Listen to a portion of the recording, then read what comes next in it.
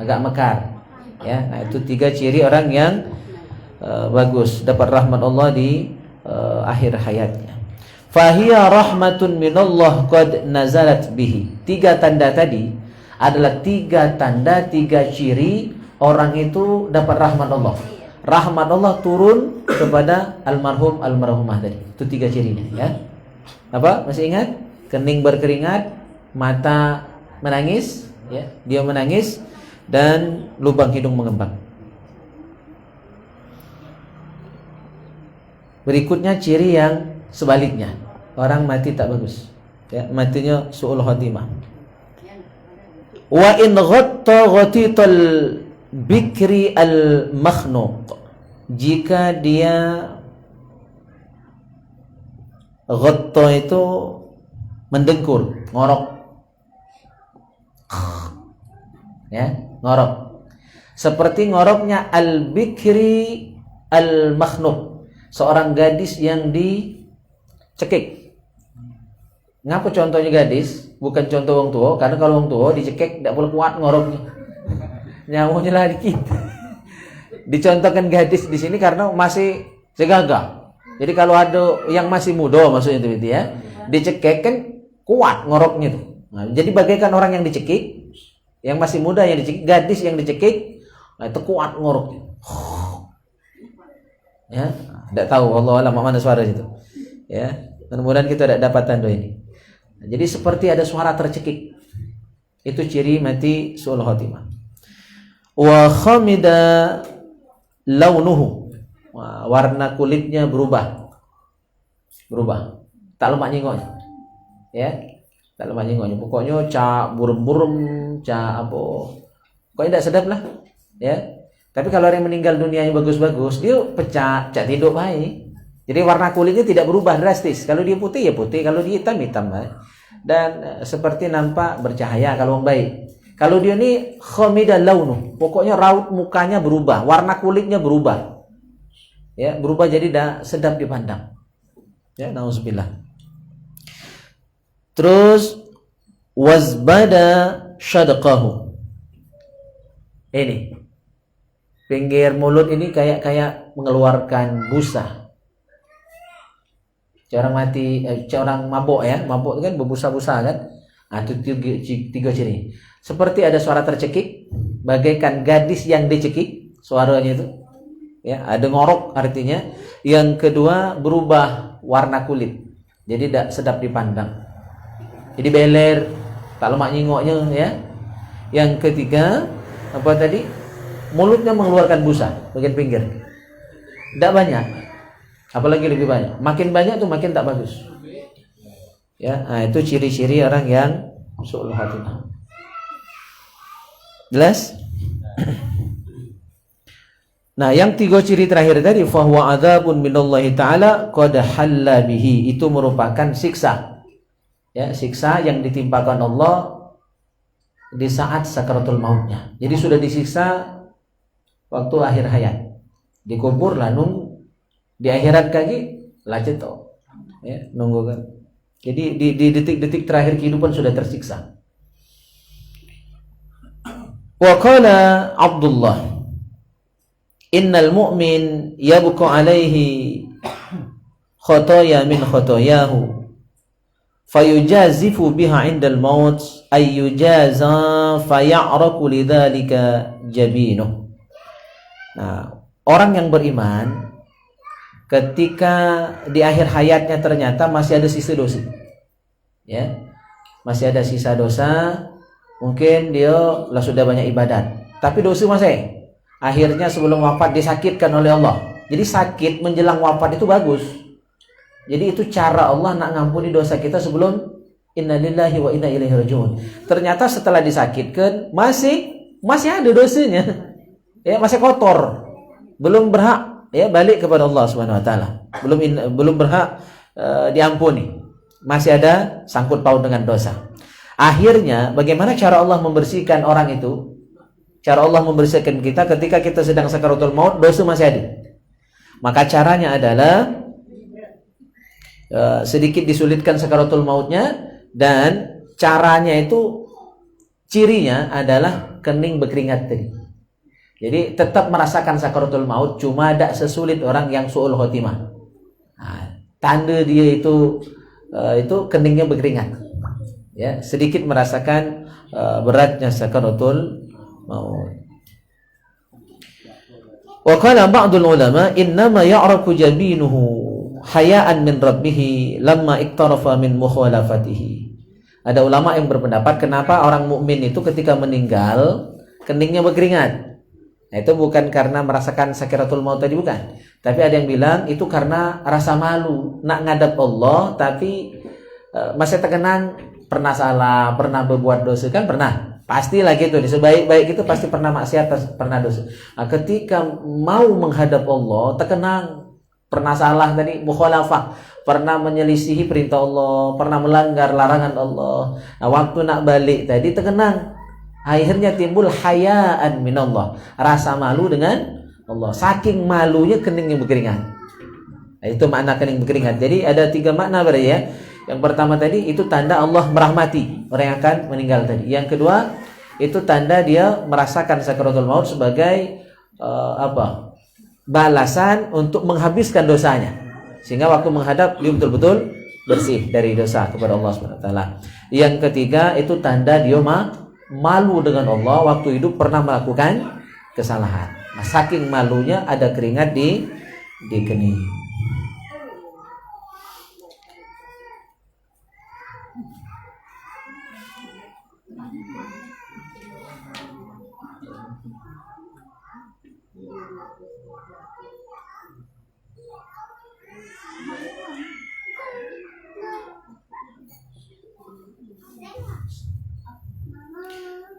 Kultu ini maksudnya pengarang kitab Imam Al-Qurtubi. Dari beberapa hadis tadi beliau berkomentar. Wa qad tazharu al-alamat ats-tsalaats wa qad tazharu wahidah wa tazharu ithnatan. Kadang-kadang dari 3 tanda ini kata beliau yang nampak 3-tiganya. Ada yang hanya 2 tanda, ada yang hanya 1 tanda dari 3 tanda tadi. Nah, kenapa bisa demikian? Yang tadi sudah saya sampaikan. Wazalika bihasbi tafawutin nas fil a'mal. Hal itu sesuai dengan amal kebajikan kita masing-masing. Semakin banyak amal, semakin kita wong baik, maka 3 tanda tadi lengkap, hadir semua sebagai tanda bahwa kita orang yang dirahmati Allah di saat sakaratul maut kita. Ya, nah, makin berkurang sesuai dengan amal kita juga yang makin sedikit. Nah, kalau kati amal sama sekali, yang banyak malahan dosa, maka 3 tanda tadi tidak ada. Justru tanda-tanda su'ul khotimah yang akan muncul. Oke, hafalkan 3 tanda tadi ya. 3 tanda yang husnul khotimah apa? Berkeringat. Yang kedua,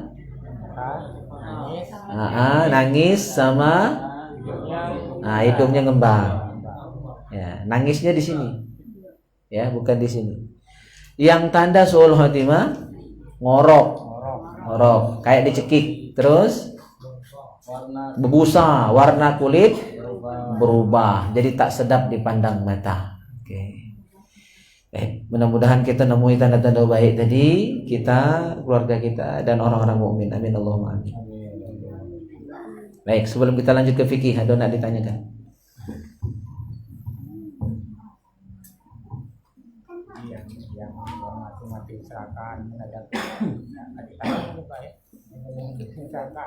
Sebenarnya ada, cuma kita kadang tidak boleh memperhatikan, guys.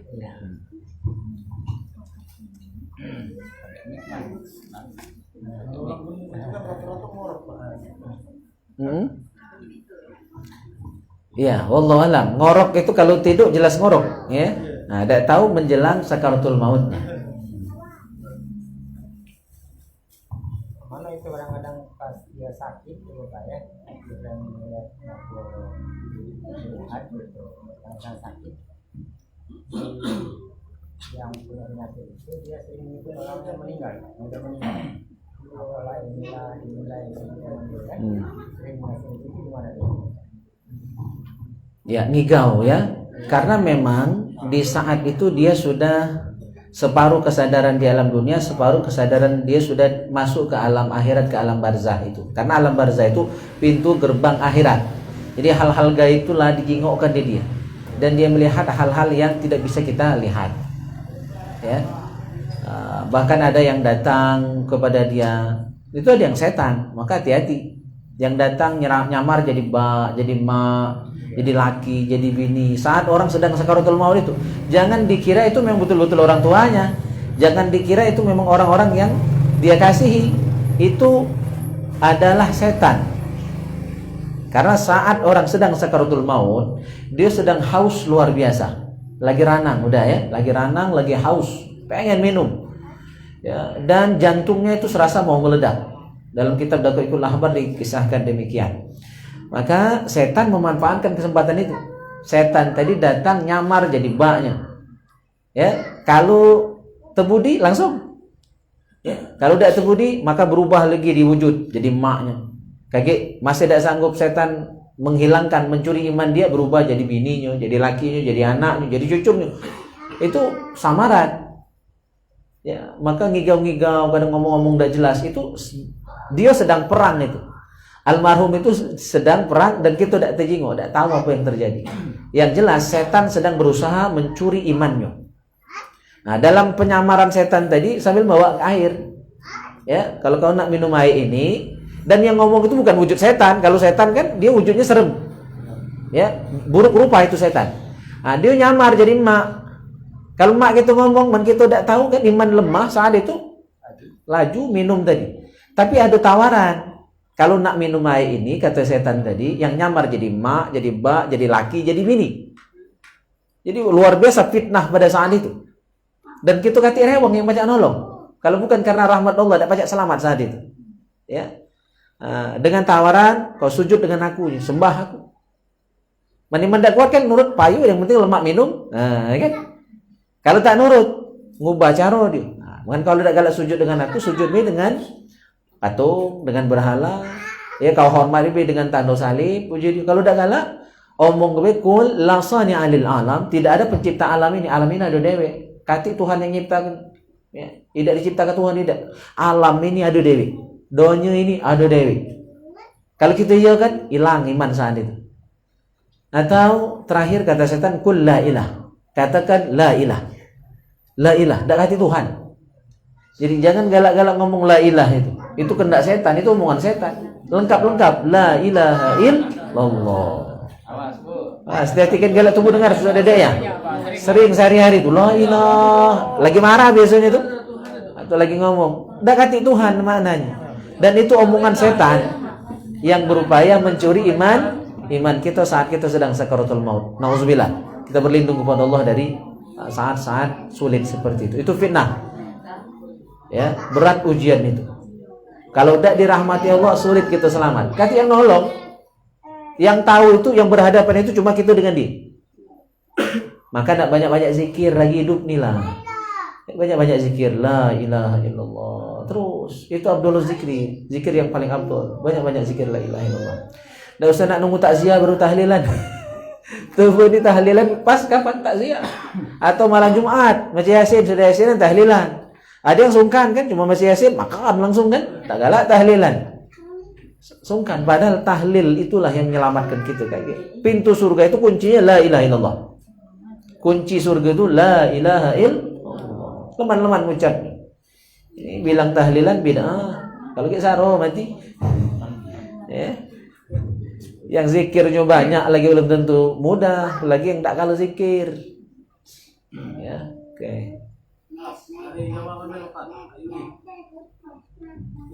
Apakah meninggal dalam keadaan senyum termasuk meninggal secara baik? Ya. Itu termasuk yang perubahan raut muka tadi kan. Kalau raut mukanya tidak lemak nyengok berarti tak bagus. Kalau raut mukanya berseri atau cak tidur baik atau cak biasa baik tidak berubah tidak ya, nah, termasuk senyum itu berubah berarti menjadi lebih baik, maka itu bagus ya, walaupun tidak disebut dari 3 ciri tadi ya. Ditanyakan kenapa tidak disebut senyum ya kan. Nah, kita cuma baca hadis cuma menyebutkan 3 itu. Nah, tapi senyum itu termasuk ciri yang bagus, ciri yang baik ya. Assalamualaikum warahmatullahi wabarakatuh. Waalaikumsalam. Saya membaca baca-baca dikit tadi di suatu di HP konsep ibadah kita ini menurut Imam Al-Ghazali itu ada dua, Ustaz ya. Jadi kata beliau, yang pertama yaitu berusaha melakukan sesuatu atau mengerjakan segala perintah Allah Subhanahu wa taala. Kemudian yang kedua, menjauhi sesuatu atau menghindari kemaksiatan atau keburukan ataupun larangan Allah Subhanahu wa taala. Pertanyaannya Pak Ustadz, kenapa konsep kedua ini agak lebih sulit kita laksanakan? Konsep kedua. Ya. Maksudnya dibandingkan mengerjakan perintah, ya, lebih berat meninggalkan larangan. Ya. Ya.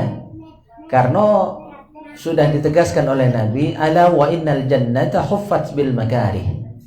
Ketahuilah bahwa surga itu dikelilingi dengan hal-hal yang menyulitkan. Bil makari, duit dicari payah-payah, meras keringat, nak disedekah ke, nak disumbang ke, itu kan berat.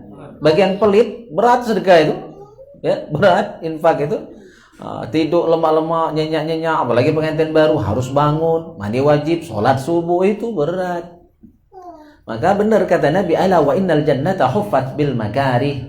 Surga itu perintah itu, ya perintah itu kan identik dengan surga, ya. Itu berat, maka banyak yang sulit, ya. Sementara larangan itu neraka itu ala wa innan nar huffat bisyahwat. Ketahuilah bahwa larangan itu diiringi dengan nafsu yang enak-enak, yang senang-senang, walaupun akhirnya tak lemak. Jadi lemak denget baik.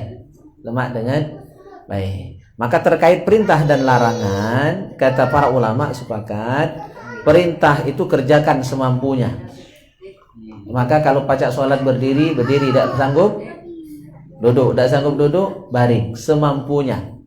Haji tidak sanggup, ya tidak wajib. Ya kan, puasa tidak sanggup, ya karena sakit yang tidak ada harapan sembuh, tidak wajib puasa, langsung bayar fidyah. Karena orang sudah tua tidak wajib puasa, tinggal bayar fidyah, tidak wajib qada malahan. Ya, nah itu untuk perintah semampunya, sesanggupnya. Dan memang mengerjakan perintah lebih mudah, ya. Nah, sementara meninggalkan larangan lebih sulit. Ngapa? Karena ini terkait dengan nafsu, kan lemak kan itu. Yang tadi saya bilang hadis Nabi bahwa neraka itu bisyahawat, dikelilingi dengan nafsu, dengan syahwat, dengan kesenangan. Yang namanya meninggalkan kesenangan berat. Yang biasa berjudi tidak suruh berhenti, berat. Yang biasa mabok, yang biasa narkoba disuruh ninggalin, berat. Walaupun tak kasih duit, malik, ya habis barang di rumah dijual kan banyak cerita. Minta duit sampai nak mono orang tua, nak mono mak, nak ngapak bak demi tak dapat duit, nak beli badak kati barang siapa dia ambil dijual. Harga murah pergi, yang penting dia dapat walaupun cuma sedikit dari narkoba yang dia harapkan itu. Jadi karena beriringan dengan nafsu, maka berat nak meninggalkan larangan itu. Ya, orang yang biasa zina, nah itu juga dicari loka-loka, ya, sehingga dia bisa melaksanakan perbuatan maksiat dan dosa tadi. Maka kalau orang bisa melaksanakan perintah, belum tentu bisa meninggalkan larangan. Saking beratnya larangan itu. Ya. Tapi orang sanggup meninggalkan larangan, sanggup menjauhi yang haram, sanggup meninggalkan yang makruh, bahkan yang mubah pun dia biasa saja ala kadarnya, insya Allah perintah lebih mudah dilaksanakan, ketaatan lebih mudah dilaksanakan, ya. Nah, jadi memang berat meninggalkan maksiat itu, memang sulit. Apalagi kita berada di lumbungnya, misalnya kita seorang pejabat, megang duit di lahan basah, nahan diri untuk tidak korupsi itu berat. Saya pun belum tentu sanggup, Bu. Maka aku tidak boleh nak jadi pejabat. Berat, lemak langhindar, tidak tahu, ya, iman tak kuat, ya, iman kita tak kuat, atau iman kuat, imin tak kuat, kata kawannya kan, laju masih, iya,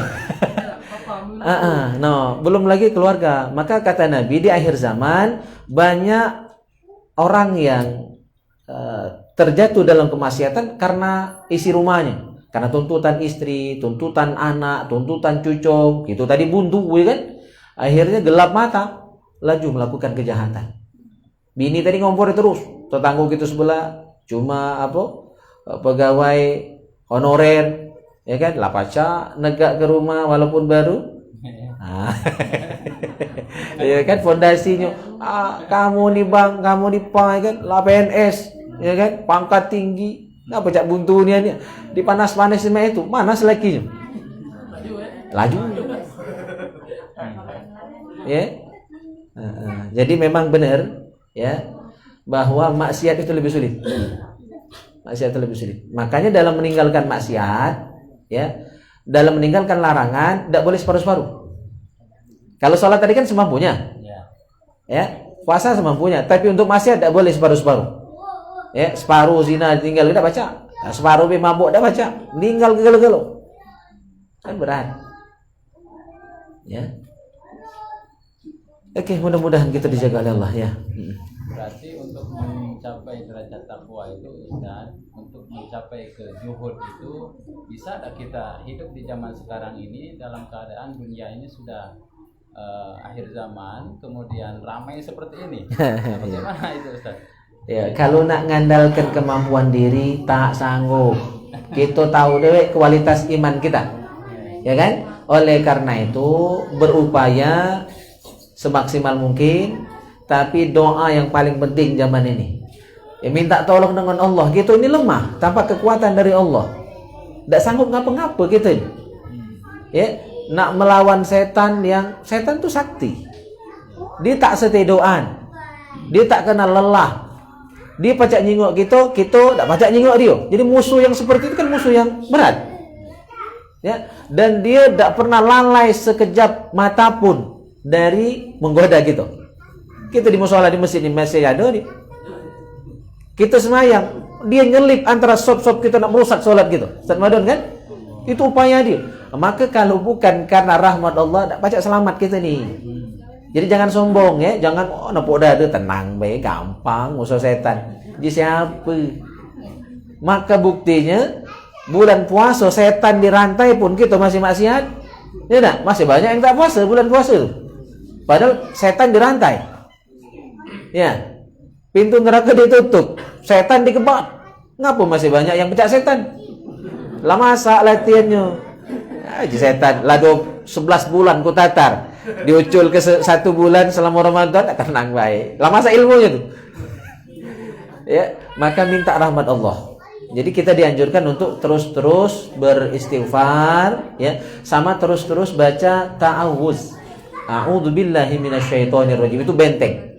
Benteng ya yang akan melindungi kita dari tipu daya setan. Banyak zikir, banyak sholawat ya, insyaallah itulah bentengnya. Jadi jangan ngandalkan diri dewek, Ustaz Dedek, tak kesanggup gitu. Berat musuh. Musuh banyak gitu nih. Setan itu musuh. Innahu lakum adu mubin. Siapa lagi musuh gitu? Doanya.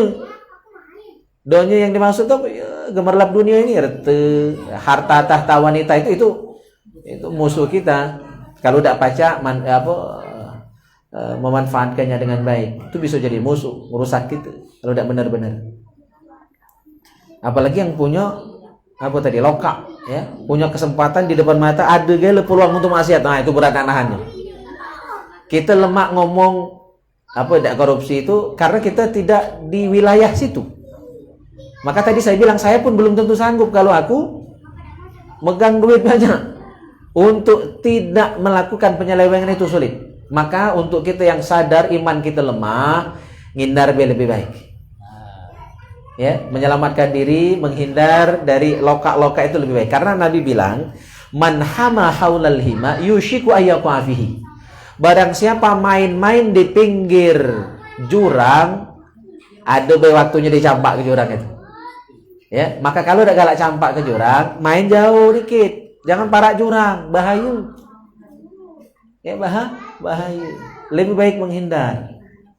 Ya, maka saya rasanya lebih nyaman ya main-mainilah di majelis, di masjid, ngajar pondok.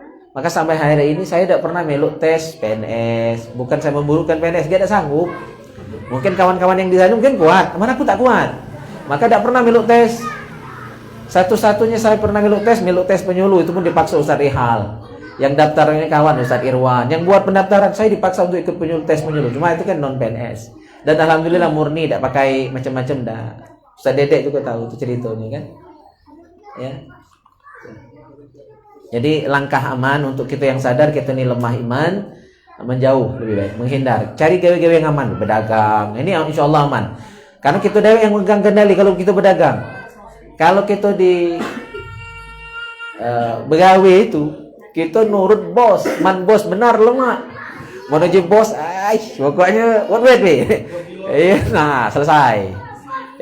Dokter tahu persis itu, kantor kan? Tinggal bosnya bagus tak bagus. Kalau bos bagus, alhamdulillah. Ya kan? Jadi lemak bertani, berdagang, ya swasta lah, itu lebih baik. Kita yang mampu mengontrol. Ya, tapi kalau kita di bawah kontrolan orang lain, nah itu agak berat. Ngelawan bos, gak dipecatnya, ya kan?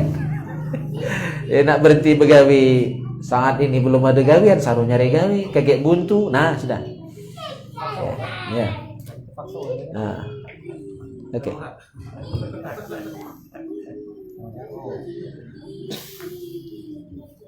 Lemak lah jadi montir cap beliau no, lawan.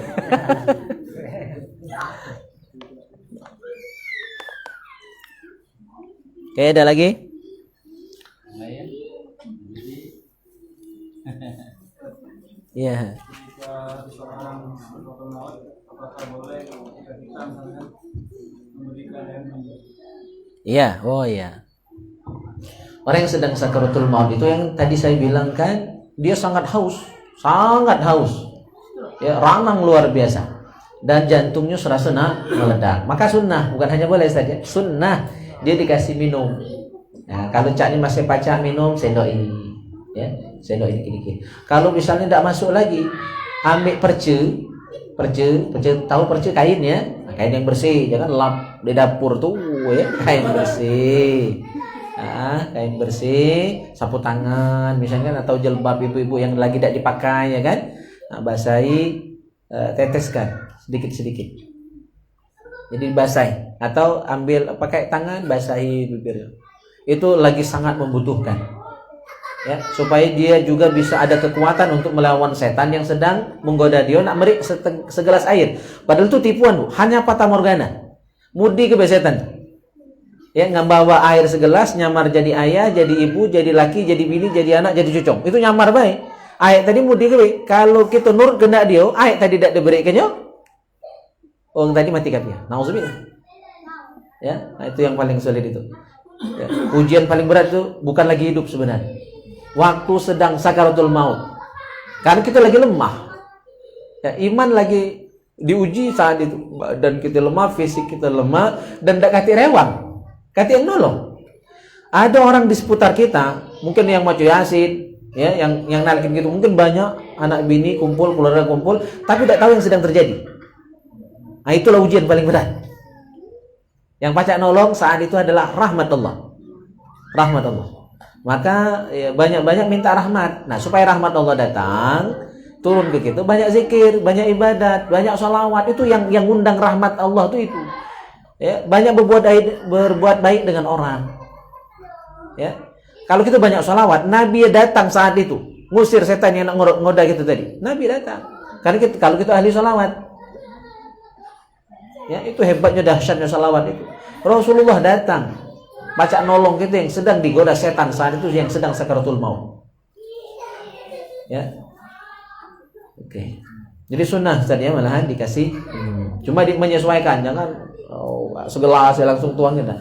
Disesuaikan. Kalau sudah mulutnya sudah rampant, dia kasih dikit-dikit, pakai perci tadi, atau diolesi pakai tangan ke bibirnya. Nah, kalau dia masih minum sembir berarti sehat. Kan belum sakaratul maut. Ya, anang nian dia tuh.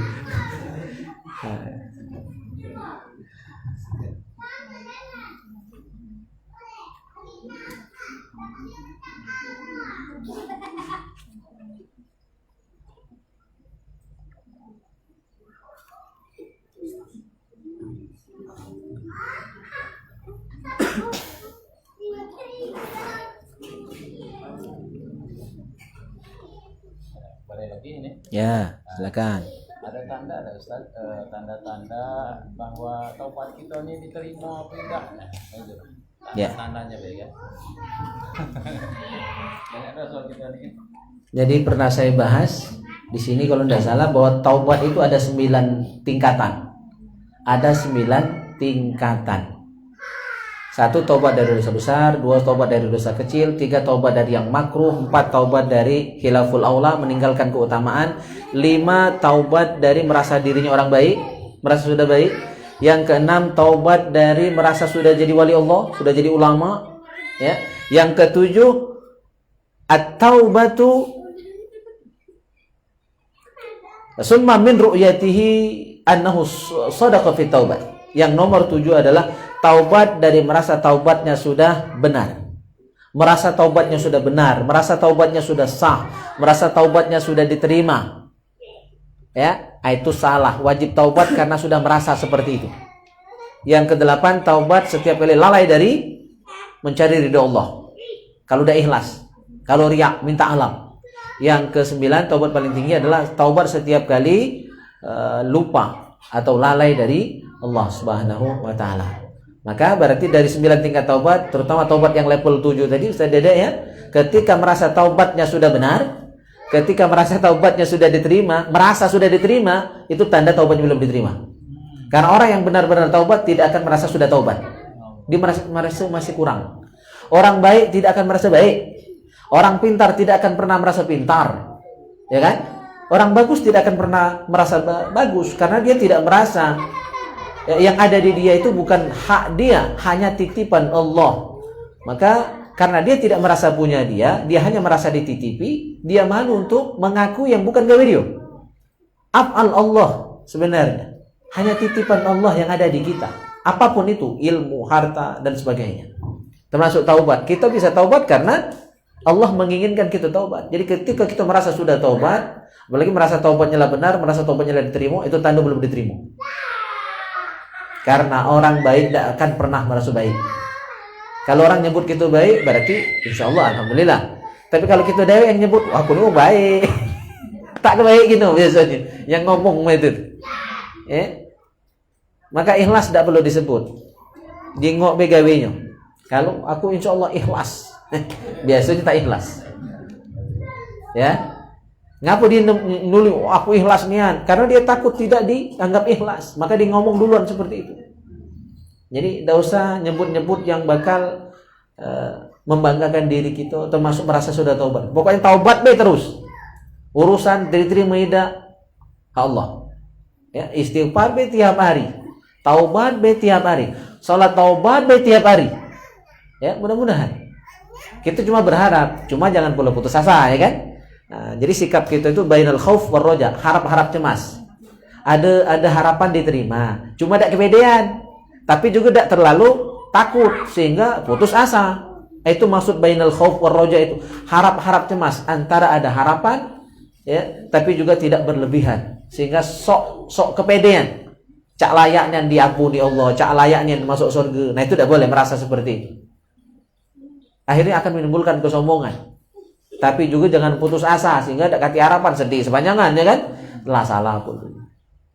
Nah, sedang-sedang saja. Walaupun agak sulit kita nak ngukur sedang-sedang saja itu mana WD ya. Nah, tapi itu kuncinya di situ. Jangan pernah merasa baik, jangan pernah merasa hebat, jangan pernah merasa sudah taubat.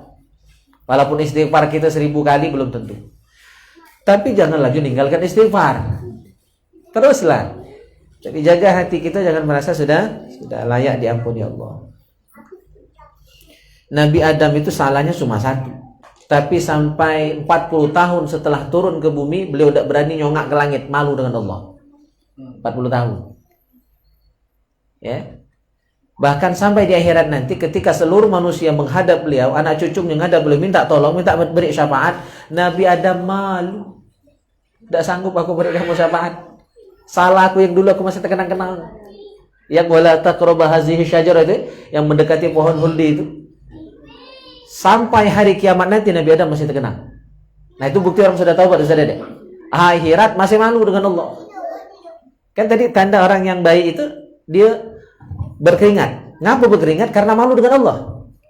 Artinya sampai mati, orang yang betul-betul taubat, dia belum merasa taubatnya telah benar, masih merasa kurang, masih ada salah, malu pernah melakukan kesalahan dengan Allah Subhanahu wa taala sampai akhir hayatnya. Nah, itu ya.